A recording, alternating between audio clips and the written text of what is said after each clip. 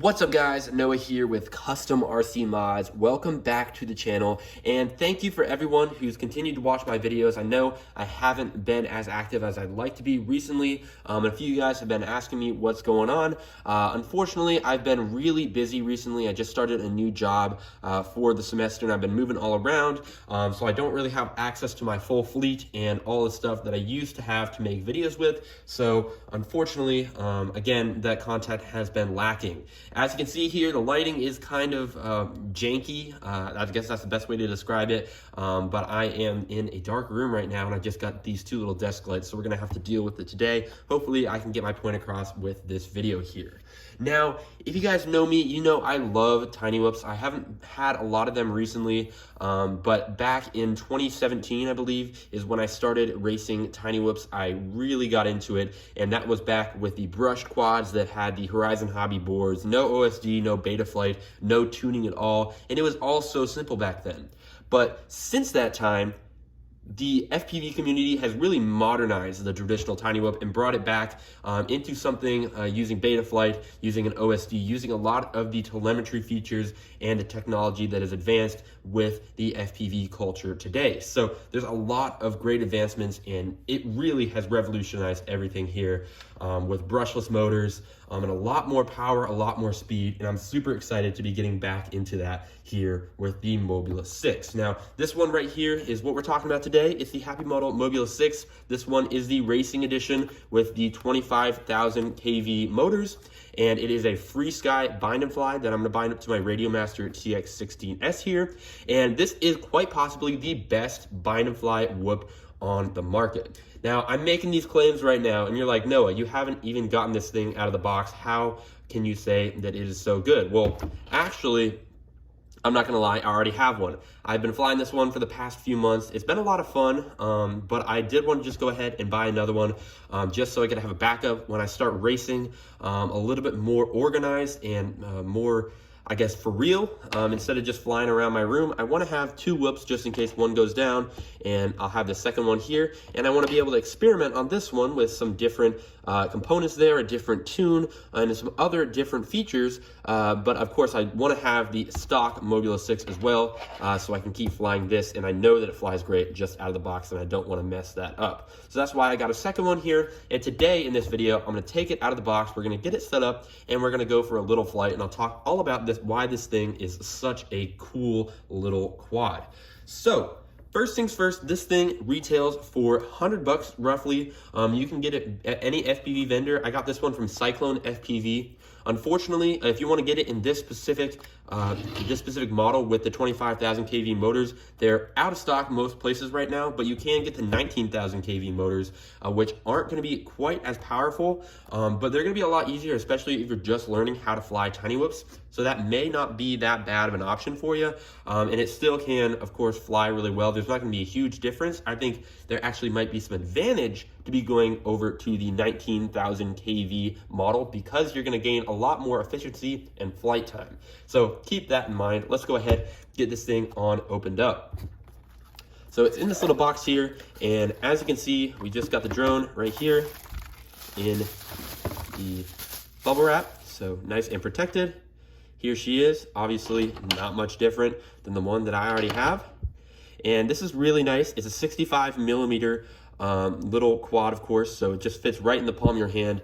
And the really cool thing about these is, again, we used to all fly 75 millimeter whoops, especially at the end of the brushed era, because you could bump up the motor size to 8 millimeter can brushed motors, and there was just so much more power and efficiency to be gained by that, and you use bigger batteries.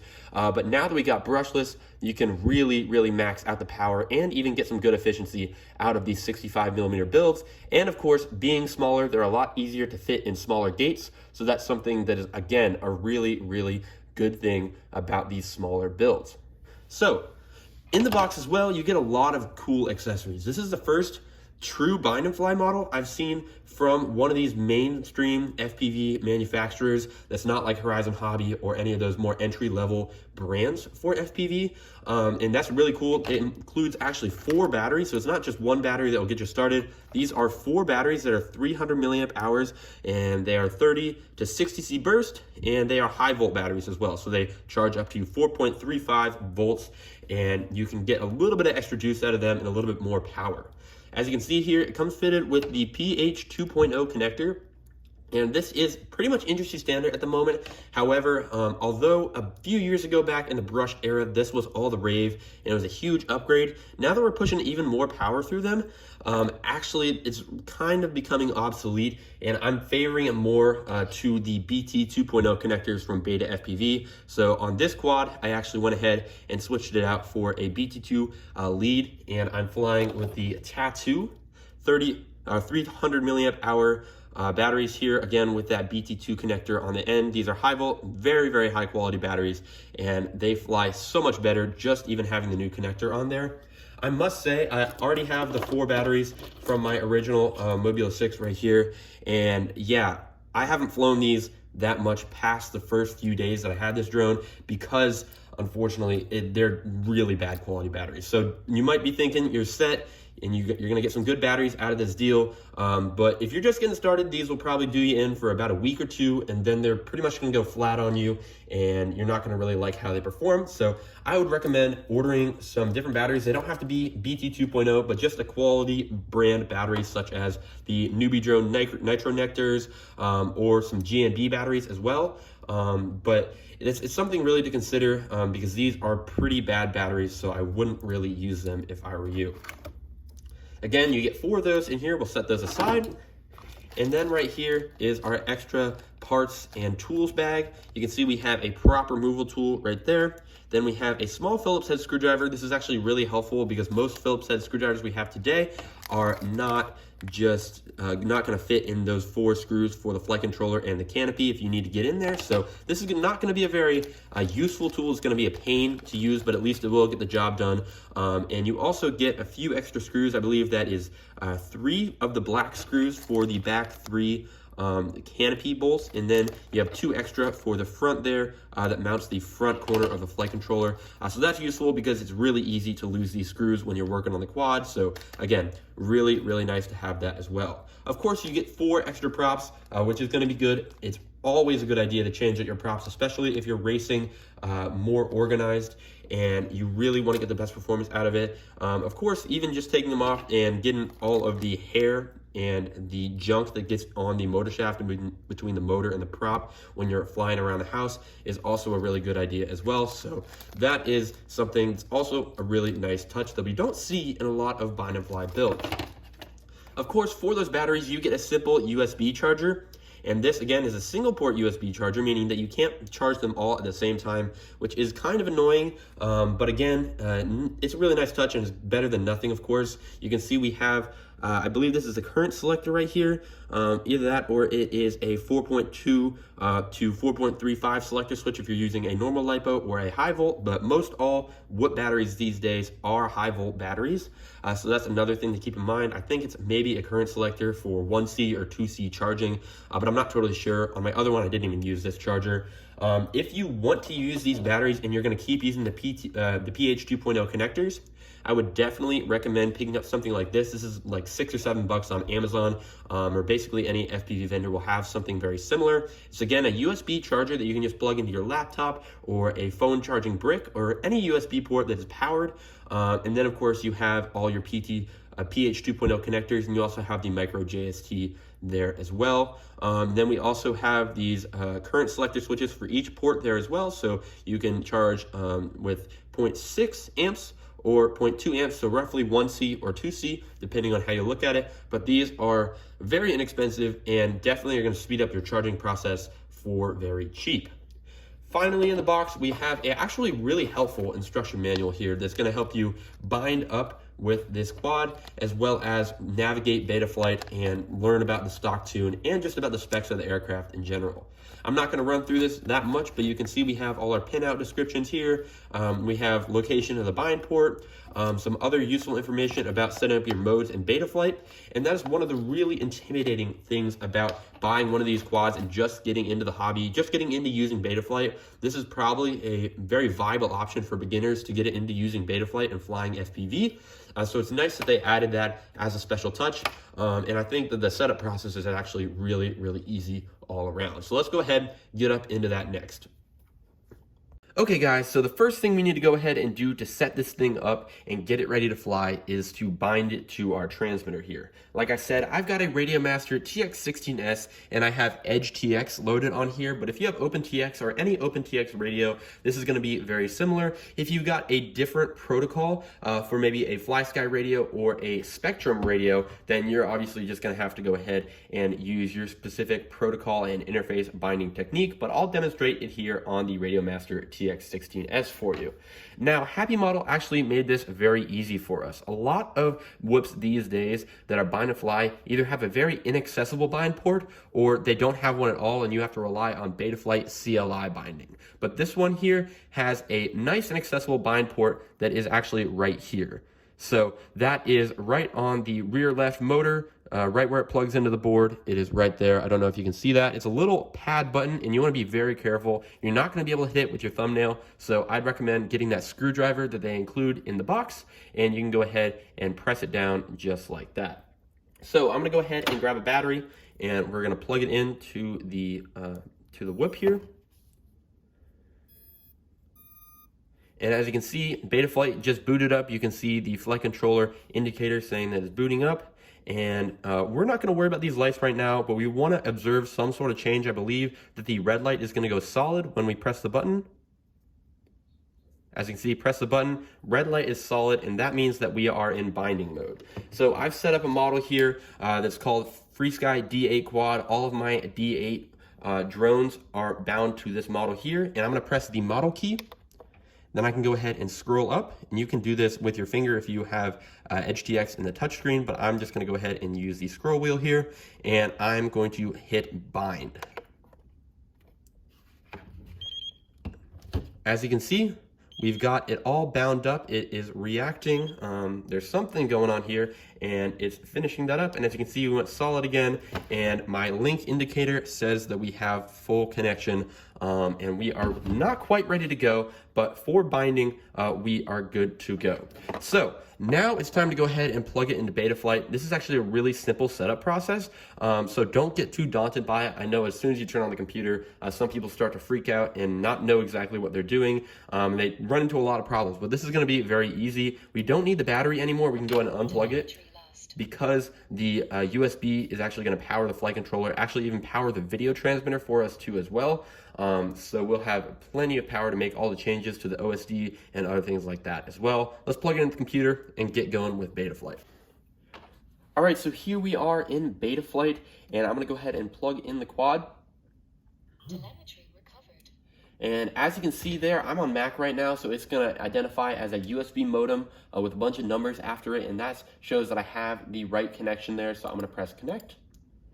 And here we are. As you can see, the drone is reacting to my movements with the accelerometer, which is good because a lot of people fly tiny whoops in an angle mode there. So we want to make sure the accelerometer is working, and it looks like it's pretty well calibrated, but it's always a good idea just to go ahead and calibrate it again. So make sure it's super flat and level. We're going to go ahead and calibrate the accelerometer. So make sure you have your transmitter on here. We're going to need it in a second, but as you might have heard there, it keeps losing signal and coming back because the board reboots every time that we save something, calibrate something, etc., etc. Now, I always like to go ahead and save the stock setup in Betaflight, so if I make changes and I don't like those changes, I can always come back here as well. So I'm going to go ahead and press backup, and we can just go ahead and save it as it is. I don't really care. I'm going to save it to my desktop, and that way, again, if I ever make a change I don't like and I want to go back to the stock tune and start fresh, I can just press restore here, find the file, and we will be all good to go. So everything should be pretty well configured. We don't really have to mess around with anything too much because from the factory it has it pretty much all set up. The only thing we have to do is our personalization. So I'm going to go over here to the receiver tab, and I'm going to make sure that everything is all good to go, and it is not. So as you can see in our little preview there, we have the wrong channel mapping set up. I'm actually running AETR, not TAER, so I'm going to go to Free Sky, which is AETR, and I can go ahead and press save. And as you can see with that, now everything reacts to my stick movements as it is, and my ranges are roughly correct. If I really wanted to get it right, I'd go do some RX range commands in the CLI, but I don't really care too much. So that's roughly 1,000, roughly 2,000, and roughly 1,500 in the middle. So that's really all I care about. I do want to make sure I have my aux mode set up here. So as you can see, as I move things, aux 1, aux 2, aux 3, and then aux 4, which is my momentary for my pre-arm, and that's what we're going to work on next. So I'm going to make sure I've saved here. We're going to go over to modes as the board reboots, and I'm going to go ahead and redo this all. I have a certain way that I like to do it personally. This is a very personal setup here, so if you do it a different way, there's no right or wrong here. But for my arm, I'm going to go ahead and select aux 1. And I want it on the aux 1 high, so I'm going to go ahead and drag the selection range over there. Then I'm going to go ahead and, for my angle mode, I'm going to put that on aux 2, and I'll put that on aux 2 low, so that can be the default mode that I fly in. Anytime you're not on this, then you're flying in acro, and when you switch over to angle mode, now of course you're flying in angle. Now for the aux 2 mid selection, that's where my turtle mode is going to be. So I'm going to go over to flip over after crash, and I'm going to go ahead and select that to be on aux 2 in the middle there.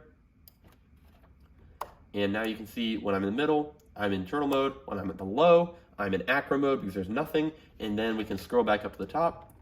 And when I'm in the high or the low, I guess, whichever one on this end is angle mode. So let's go ahead and do the last thing, which I personally like to do, is add a little beeper here. So that's going to be beeping the motors. And just in case I lose it behind the couch or something like that, I like to have the beeper on there. I also do like to fly with a pre-arm occasionally on my bigger drones, so I've kind of gotten in the habit of using it on here just in case my fingers are in the props. You can still get cut up pretty bad with these things, so make sure to go ahead and set that if that's what you prefer. But again, it is rather low risk. These are only 31mm diameter props, so there's not too much to worry about, but that's just something that I have a habit of doing.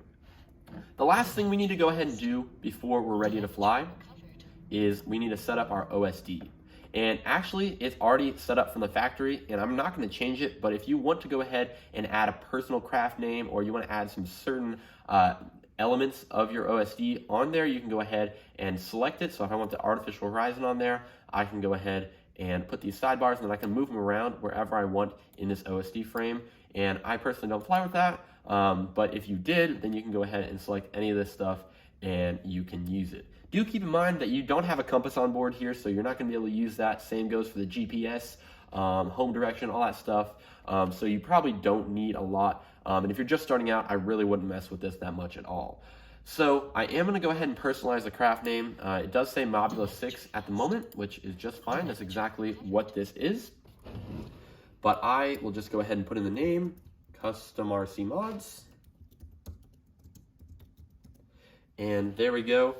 And we are all good to go. Make sure my beacon is on for D-Shot so that we are good to go with that as well, like we set up in the Modes tab. And yeah, other than that, I think we are all good to go here. I'm going to press save and reboot, and we are done configuring Betaflight. All right, so now that we're done with the Betaflight element of this, we are actually all ready to fly. So if you haven't already, I'd definitely get those packs charged up. It's time to get out and fly. And we're just gonna go ahead and fly around the room, see what we can get into, and see how much fun we can have with this Mobula 6 from HappyModel. All right, so here we are, guys, flying the HappyModel Mobula 6. This is the Maiden here on the stock tune. This is in angle mode at the moment. I may switch to acro mode, may not, depending on how much time I have and what I do in this flight. But just right out of the gate, all these whoops really surprised me on how precise they are. Especially if you're flying with a full-size transmitter, you can really do a lot of stuff, fly in super tiny areas with extreme amounts of precision. Now, as you can see, I've just set up a bunch of stuff all around here to fly through. I actually picked up this little play tunnel at Walmart for like 15 bucks a few days ago. I looked stupid getting out of the store with it and checking out, and I was getting some weird looks from people like, why is this dude buying a little kid's toy? But this is honestly a very inexpensive yet fun tiny update to play around with. But basically anything can be a gate. I mean, of course, I just flew through my 3D printer there, which is like a gate in itself. You can go back behind here, fly through here. And just right out of the gate, guys, this is such a good quad. There's a lot of power. I mean, I'll fly around fast. You can get a really fast course going, and you can have a lot of fun going fast, but again, you can slow it down because you're in angle mode. It's a lot easier to manage your speed, and you can fly around with very extreme amounts of precision, and that is one of the draws to tiny warping in general.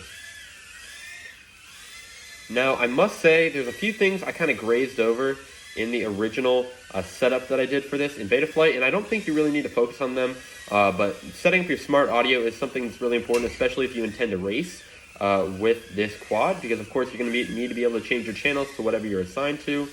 So do keep that in mind. Oh my gosh, just smacked the tunnel there. But it's not something that's needed if you're just going to fly around. I believe mine came preset on channel F8, which I'm just going to fly with for the moment. But after this, I'm going to go ahead and change over to race band or wherever I'll typically fly using smart audio. Oh. But yeah, we're just flying around here, just having some fun. Really not much to say. I will say that, again, this is with the stock battery. I'm not using those tattoo batteries that I really like. And you can see we're still getting good performance here. I've got 2 minutes and 20 seconds of flight time so far, and there's really not much to complain about.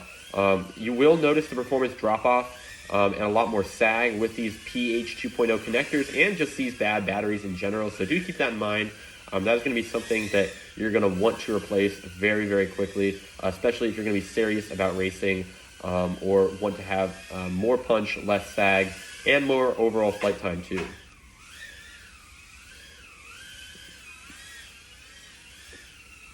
Yeah, I apologize that my room is so messy. I'm kind of doing a million things at once here, and I'm busy with work all the time, so I don't have all the time to keep it all in tip-top shape, but we're going to be doing some racing here. I've got some gates and a timing system coming, but that's it for this, guys. Obviously, I just basically ran all the way down to like 3 volts total. So that's going to wrap it up for the video. I really hope you enjoyed it. Thank you so much for your constant support, and I'm sorry I was away, but we're back. We're making some tiny whip content, and that's it. So thanks for watching. Peace out. You can see me in the camera here, and I'll catch you guys later.